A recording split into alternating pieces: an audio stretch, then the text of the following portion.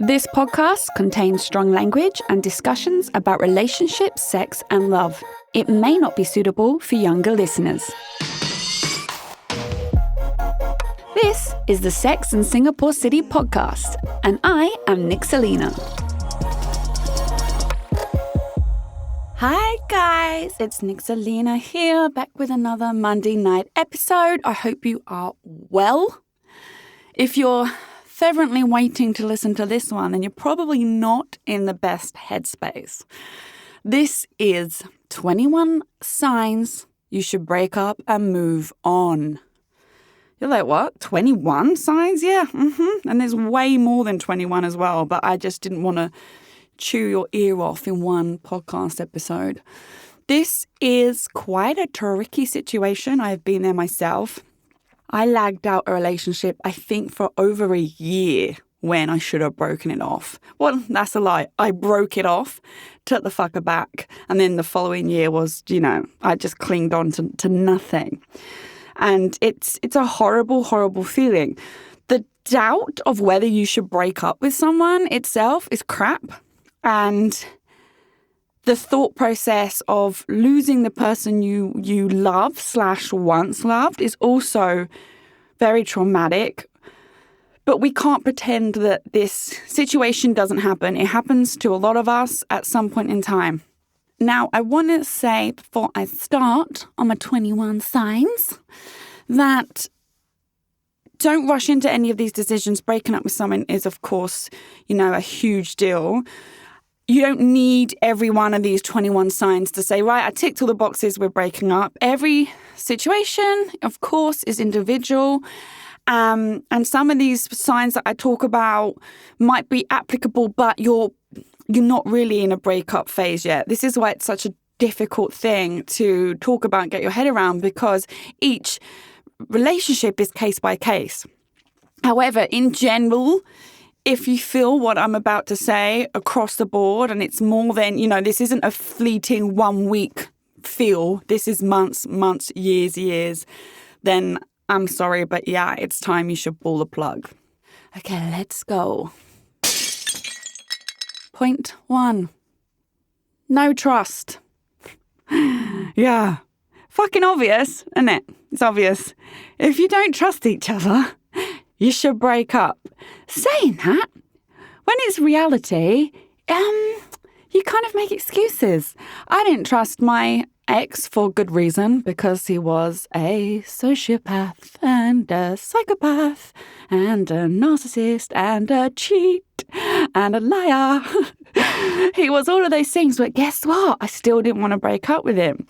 I made excuses for having no trust. He also made me believe I'm the reason there's no trust. You're crazy, you're over the top, you're insecure, all your past boyfriends have cheated on you, that's why you don't trust me, la la la. I have female friends, what's your problem, la la la, all that shit. Turns out I was bang on the money, and he was not trustworthy in any shape or form. But it took me a whole year of misery to eventually pluck up the courage and end it with him. No trust is a big red flag that you guys should break up. Are you checking his phone every day?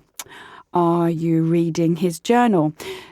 Disclosure, his, her, we can swap this out here. It's applicable to both girls and guys, but as always, a talk from my experience.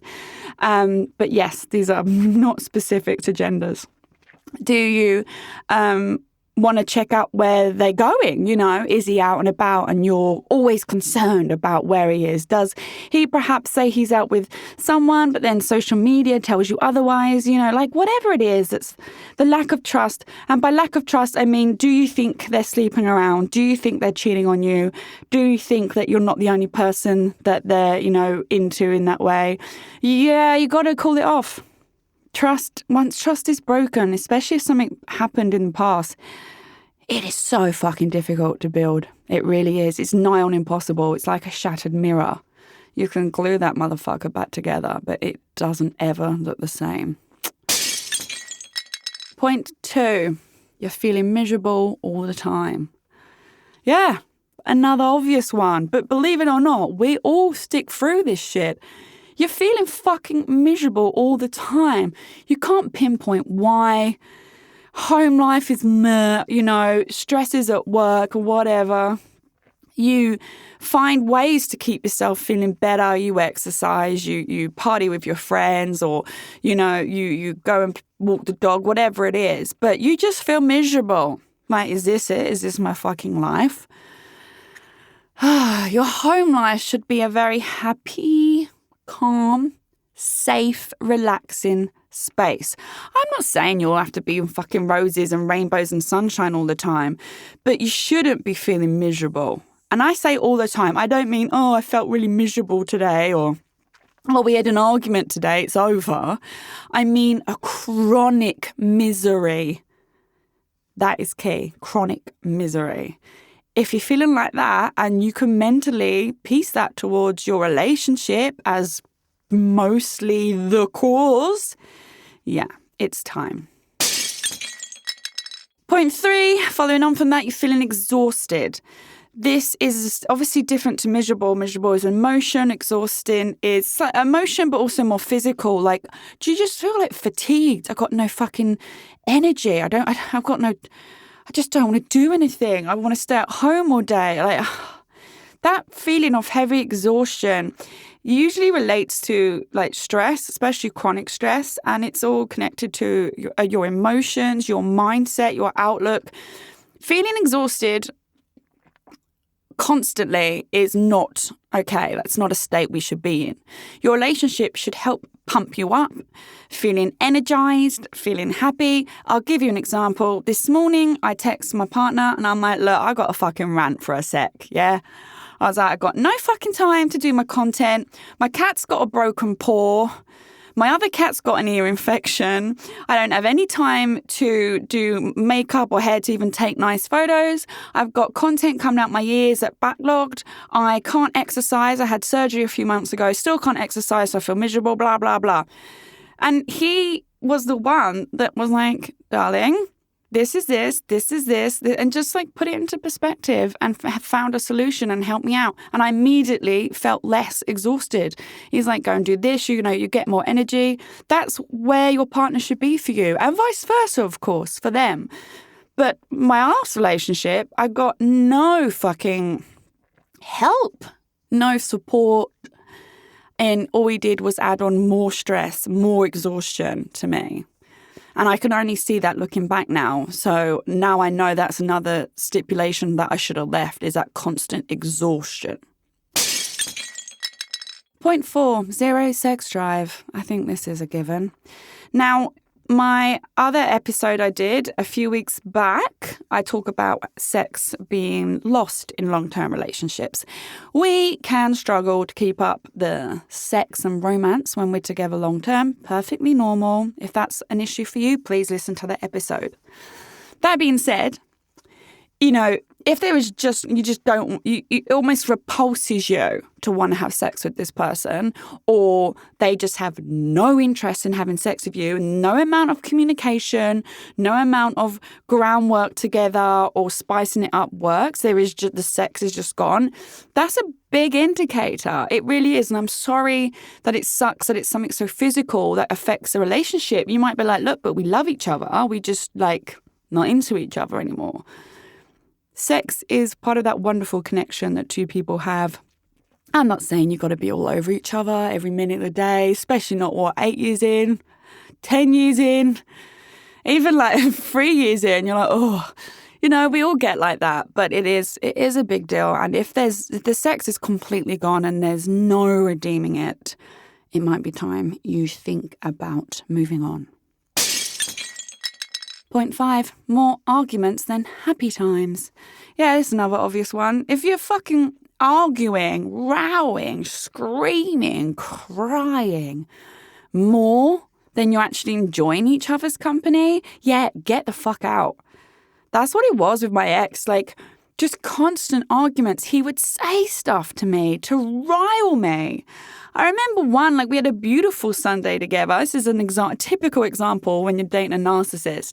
And I remember saying to him, I finally feel relaxed around you. I feel like I just had a really relaxing weekend, and it was so alien to me that I felt relaxed around him. This is 4 years in, by the way. This is how long the emotional abuse went on for. So me saying that seemed to trigger him into thinking, well, fuck, I got to put her back on edge. So we climb into bed, 10 o'clock at night, about to go to sleep. And he's like, oh, just so you know, I need to move back to the UK. I was like, what? Yeah, I need to move back. I need to be with my son. I was like, what? What? I mean, where does that leave us then? He's like, oh, I don't know. Yeah, and then, of course, massive argument, and I can't sleep. And ironically, it's not ironic at all, it's fucking typical, he still hasn't moved back. That was 2 years ago. And all he did was tell me, I need to move back, to cause arguments with me, because he knew I would be like, well, what happens with us? And what, are you breaking up with me? Whatever, just constant anxious worry. And he still hasn't, has he? Still doesn't want to go back to be with his son. There was just arguments. And I look back and I'm like, how did I fucking live through that? So if you're arguing more than you're happy together, and there will be happy times, don't get me wrong, because there were fleeting moments as well in all of that relationship where I thought we were super happy.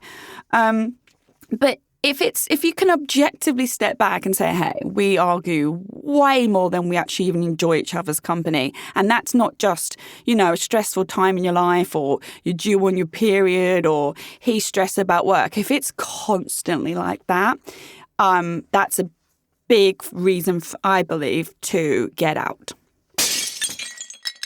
Point 6, abuse, emotional or physical abuse. I'm not going to go into detail on this one, but if you've been on the receiving end, of which I have, of both, it's a get out immediately. I will. Season 5, I'm going to open up this can of worms. I'm not going to do it just yet, but I understand why people stay, even with emotional and physical abuse. However, if this happens at any stage of the relationship, if it's just, just words or breaking phones or breaking objects or, I don't know, kicking your pet or slamming you against the door, whatever it is, any kind of abuse, at the first sign, leave immediately and do not look back. Point 7, you have different outlooks on your future. These are deal breakers: babies, marriage, countries to live in, where to grow up together, finances. Say you absolutely want babies and he absolutely doesn't. Say you really want to focus on your career and you have no interest in marriage and that seems to be all he wants. Whatever it is, if you guys have a future outlook that isn't aligned, and no matter how many times you have the conversations, nothing gets fixed, and you don't manage to come to a neutral grounding together, then yeah, you got to pull the plug. This is hard because, you can love each other so much at the current time, but no amount of years and happy memories together really changes. I'll give you an example. Once again, my narc ex said at the very beginning that he wanted to marry me straight away. He can't wait to start a family with me. He'd come up with the names of our children, of course. And then when it come to the reality of, okay, let's talk about the actual future. I was early 30s, 31, 32. And I was like, look, I'm not getting any younger. I need to know whether I can have kids in the future or not. Then suddenly he's like, nah. Don't want kids. Marriage, that's just a piece of paper. I don't want kids all over the globe. I've already got one. This was his attitude, right? It was just nah. But at the beginning, it was yes, yes, yes. Well, obviously, he was love bombing me and saying what I needed to hear at the time. But then when reality hit and the love bombing had gone, I saw his true colours and he was like, nah, not interested. That carried on for years. I should have left as soon as he said, I don't want marriage and I don't want babies, because they're two things that I really do want in my future. But I loved him so much that I thought he would change. And because he'd already said before, yeah, I do want them down the line, I kind of clung on to that. And every time I tried to leave him, in 2020, because of this conversation about marriage and babies, he would like panic and say, oh, I'm just scared. It will happen. I love you, and talk me around. But rest assured, if I had to go back in time, well, I wouldn't have met him, but I would have definitely left as soon as he said nah to marriage and babies, because it's deal breakers for me.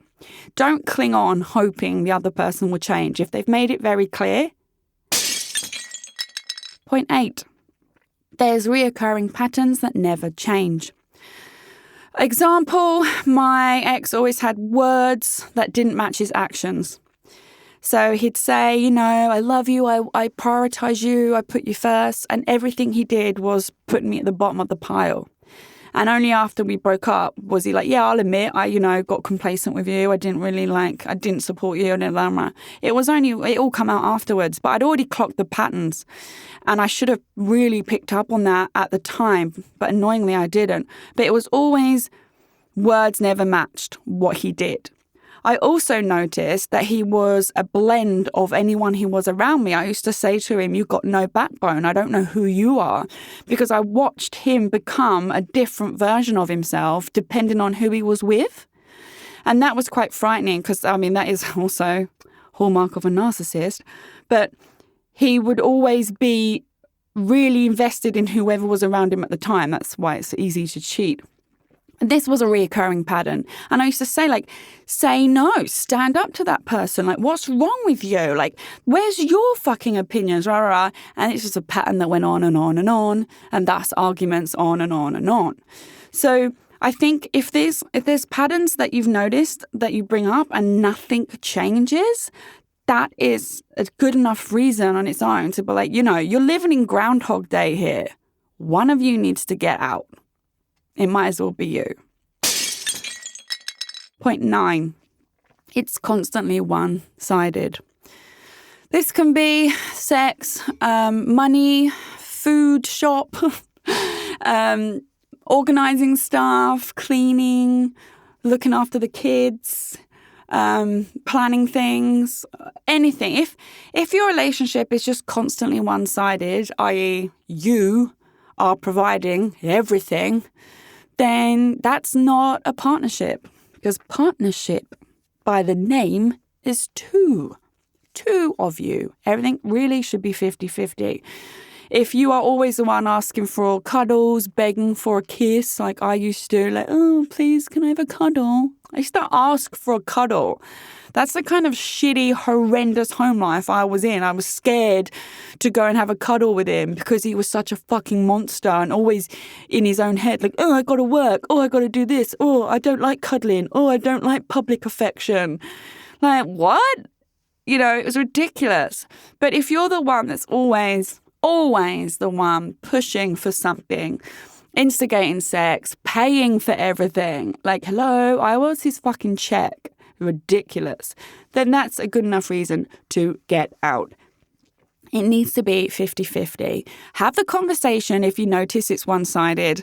Address it. If nothing changes and they don't listen to what you're saying, then yeah, it might be time to move on. Point 10. You're always focusing on past happy memories. Yeah, this happened to me. Whenever I was a mess about the present and how horrible it was, I always convinced myself, oh yeah, but we can get it back to that. And remember how amazing it was at the beginning. And why can't you just love me the way you loved me at the beginning? 1, Nix, it weren't real. Wake up, sweetheart. 2, focusing on the past is so unhealthy and part of the draining process because you are living in the present. You should be focusing on here and now, creating happy memories now, and then looking forward to happy memories in the future. If all you're doing is fixating on moments that have gone by, that really is not okay, and it's something you need to address. Point 11. You are always physically ill. This is moving on from the point of being miserable and feeling exhausted. Do you always catch a cold, feel run down, get any, bug going, always have the flu, always have a chest infection, always have a throat issue? Are you always sick? Now, that guy, I'm laughing because you're like, what? What's that got to do with my relationship? It could well be because you drink too much, you smoke too much, you don't exercise, you eat way too much junk food like burger and chicken, yo. It could be that. But it also could be because you're running on adrenaline and stress and emotional exhaustion because of your relationship.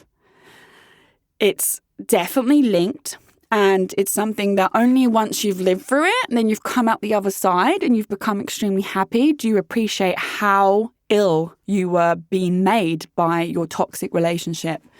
So please always listen to your gut. In fact, I was always having a bad tummy. Always. Like, my gut was fucked. And I was always like, oh my God, like always running to the toilet. Sorry if that's too much information, but whatever. It's my podcast.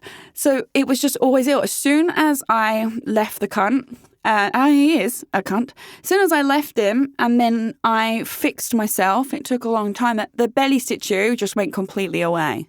And I realized it was like my adrenaline going through my body and the stress. I was operating constant on this anxious stress and adrenaline, and it was just screwing my insides up because of him. So yes, if you're always physically ill and you're like, I fucking exercise, I get 9 hours sleep, okay, I drink at weekends, but I'm not like, waking up tipping the vodka. I'm pretty normal, I believe. There might be a connection here to your unhappy home life. Point 12, you feel attracted to others or thinking about feeling attracted to others, or perhaps you constantly look around in social situations to see if there's any hottie that catches your eye. Yeah, that's not okay. That's not okay. That means there's a problem in your relationship. You really, we all fancy other people. We can say, hey, he's hot, she's hot. I do it with my partner all the time. Like, even if we watch the new James Bond, and I'm like, bloody hell, she is stunning. And he's like, yeah, she's pretty hot. Like, we have that normal conversation. We're humans.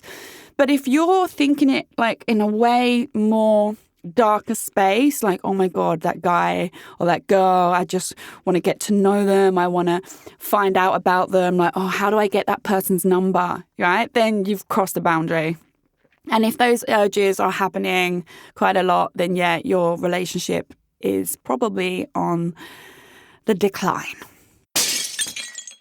Point 13, you have a weird urge to download dating apps just to see.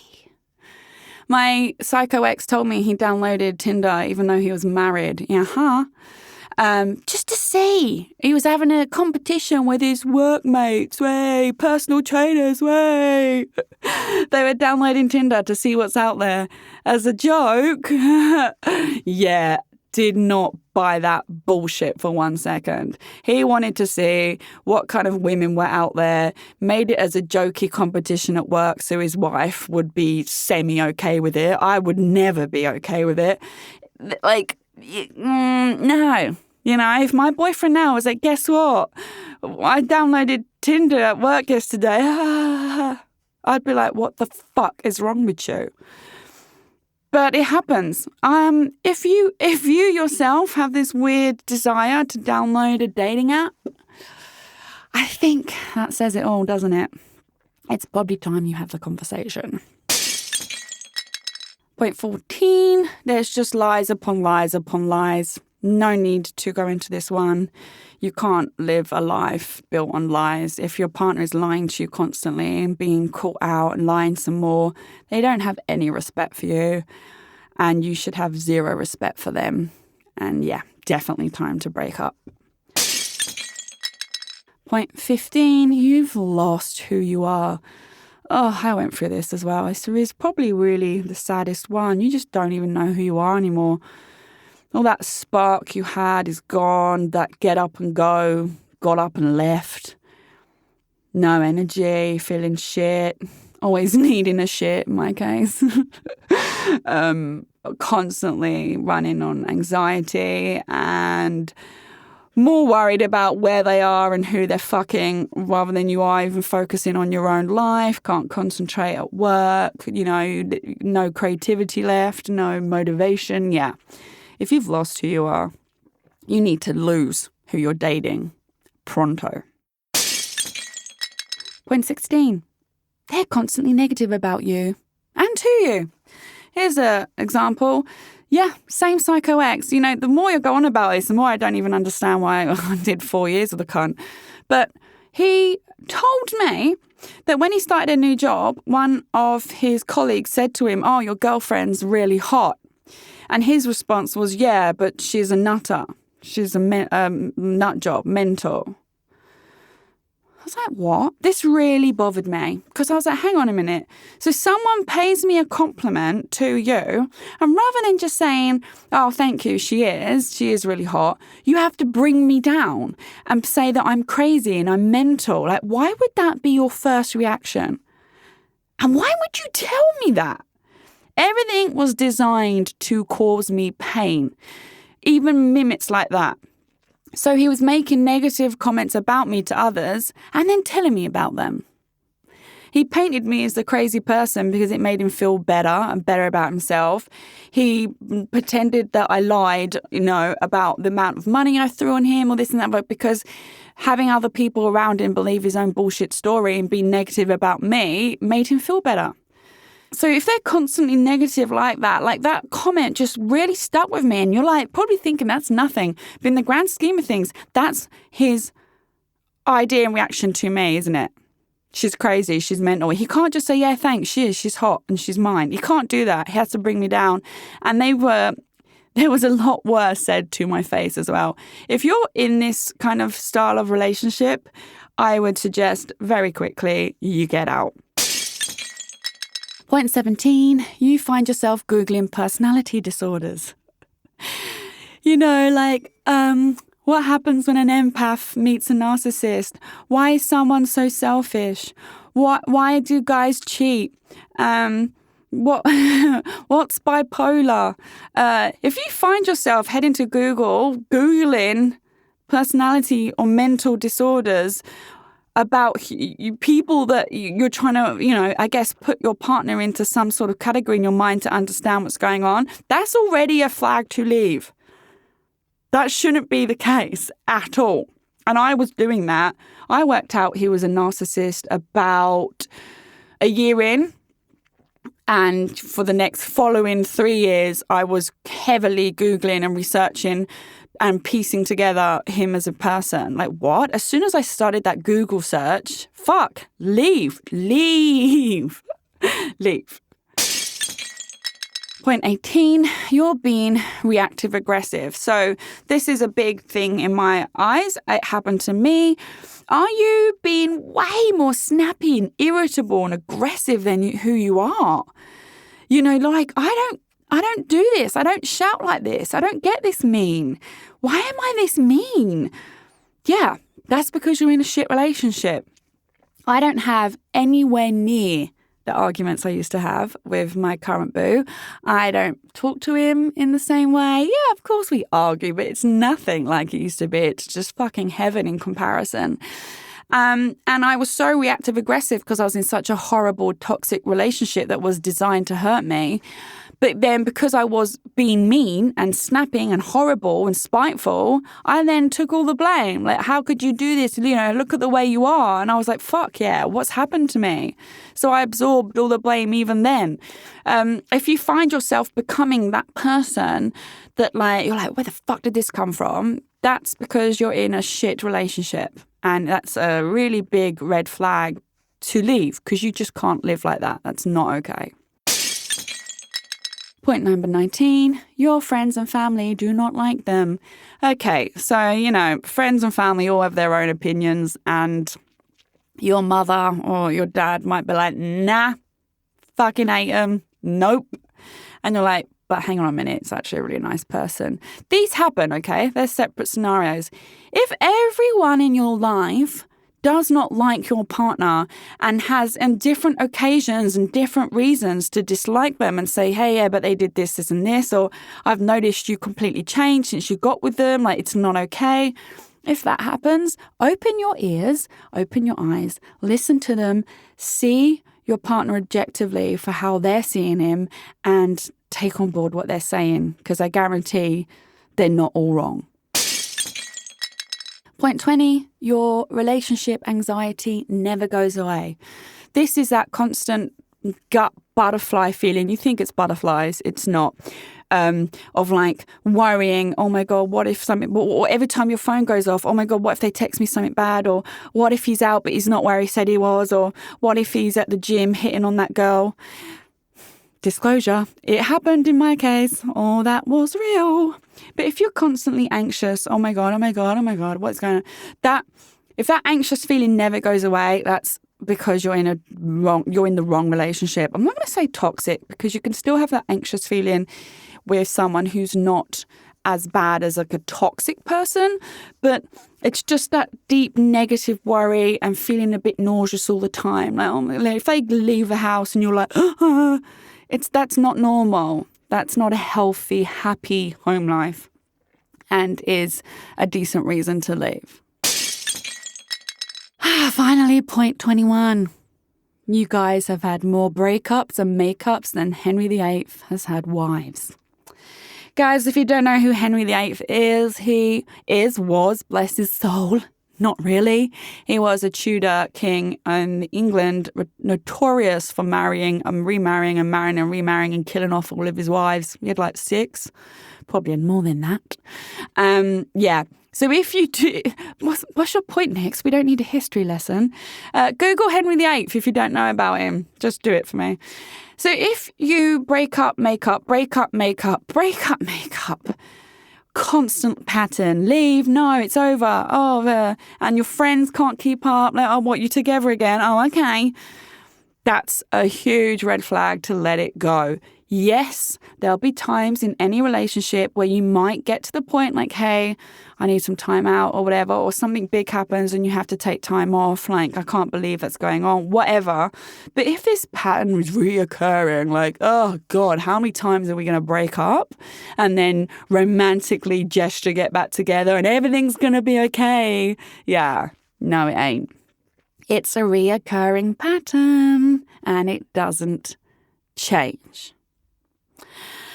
And there you have it. I hope that helped, guys.